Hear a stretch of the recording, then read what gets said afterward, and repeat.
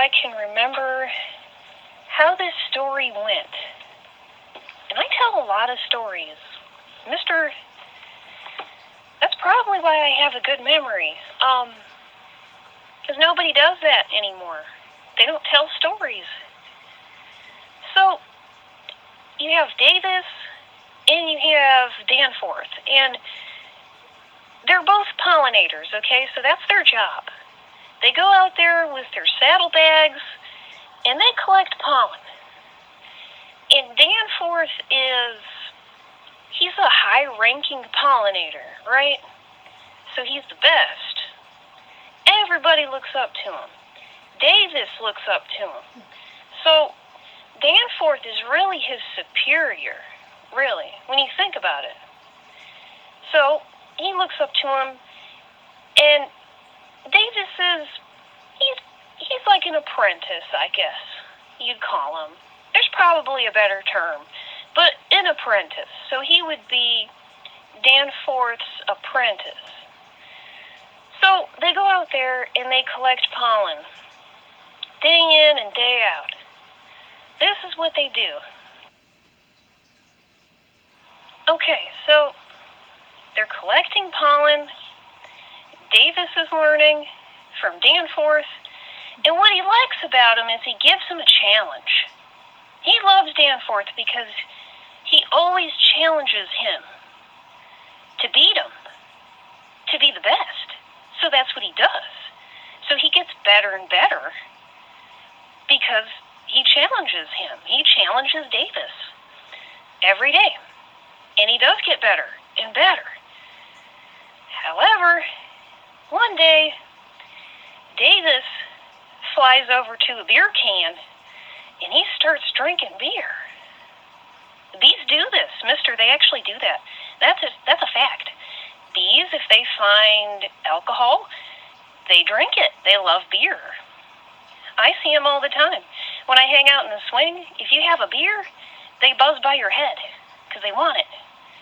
But it's dangerous. And this is what happens. He drinks it and he gets drunk. But the bees communicate through signals, so they send signals back and forth that show them directions. So as he gets drunk, he's feeling pretty good, you know? It's all right. He can take a rest, he thinks. So he thinks. But it wasn't the best decision. So he's drunk. Davis is just rip-roaring drunk. But he receives a signal after a while. And it's a help signal. And it's from Danforth, and he needs help. So he gets up, he thinks, okay, I gotta go. I gotta do it. I gotta go save him. But he doesn't understand the signal, the direction he's supposed to go in, so he gets lost. It's bad. Mister, it's bad. He can't find Danforth. He searches all day. He can't find him. But right before dusk, he finally finds him. But Danforth is torn to pieces. He's dead. His buddy dies. And now he has to go back to the hive and tell everyone what happened, and they're going to be pissed. They will be outraged if he comes back and tells them what happened. But he has to. So he goes back to the hive, and he tells them what happened to Danforth. And they kill him. Mister, they kill him. Did you know that's real? Did you know that if a bee really gets drunk and they go back to the hive members kill him? They kill that bee. That's what happened. Yeah, I know, it's not a very nice story. It's not a nice story, but it's real. I guess if you want to consider the moral of that story, I mean,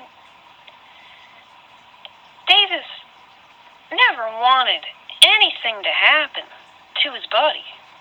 He never wanted that to happen.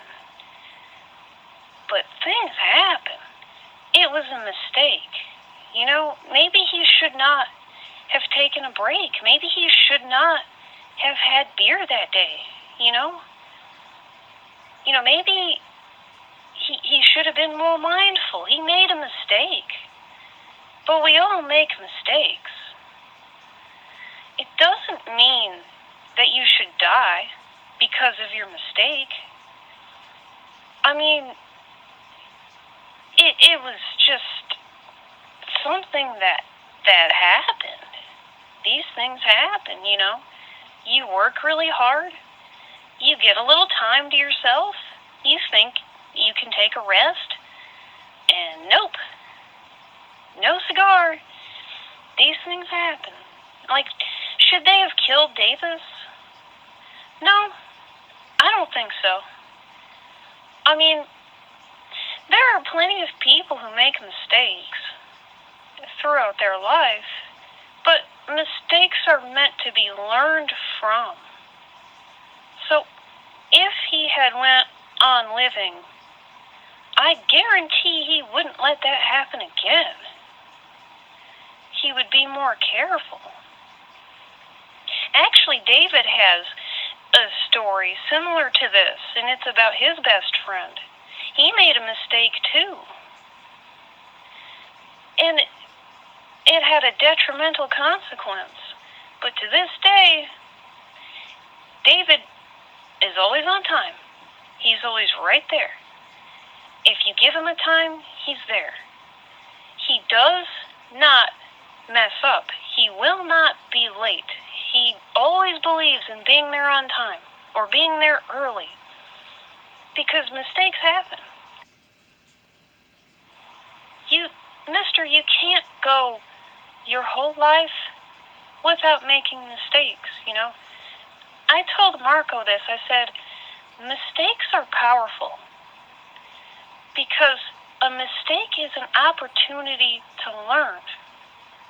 You learn from it so that you don't make those mistakes again, Doesn't mean, if you lose your friend and it was your fault, you had a responsibility to watch out for him. He had a responsibility to watch out for you. Doesn't mean because you made that mistake and because your friend lost his life, it doesn't mean that you should lose your life, that you shouldn't live. You have to live. You have to. You have to bite the bullet. You can't always be afraid of everything, and you can't always be afraid that you're going to make the same mistake again. You don't let that happen. Just don't let it happen again. If you have a good head on your shoulders and you're mindful, you won't let that happen again. You do everything in your power to make things right.